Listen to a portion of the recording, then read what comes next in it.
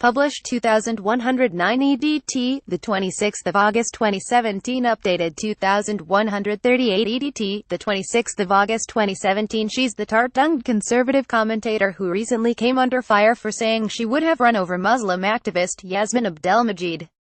And on Sunday, Prue macsween once again hit headlines as she clashed with Peter Fitzsimons in a fiery debate about the defacement of a Captain Cook statue.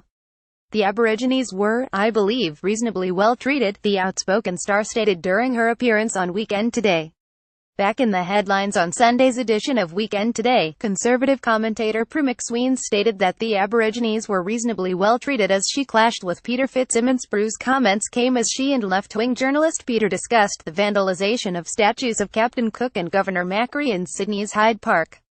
On Friday night, the historic monuments were defaced with graffiti reading "No Pride in Genocide" and changed the date. Peter expressed shock at Prue's claim regarding Indigenous treatment at the hands of white settlers, remarking reasonably well treated. Fiery clash. Prue and Peter loudly disagreed during the segment they were. Prue shot back in reply, adding Governor Phillip was very kind to them in a lot of ways.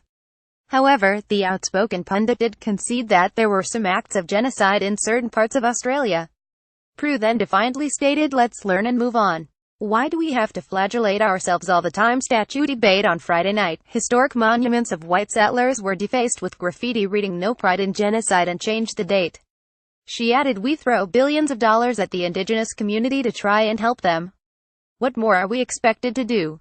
A fired-up Peter replied, "What I want us to do is not wave a dismissive hand that the Aborigines were well treated.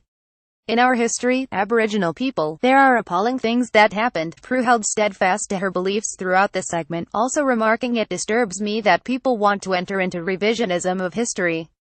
Firing back, Peter wore his trademark red bandana as he argued with conservative Prue. However, the two talking heads did find some common ground, both slamming the defacement of the statues.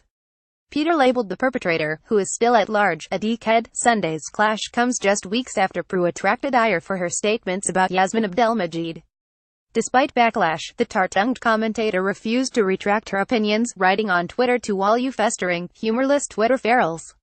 Go tell someone who cares.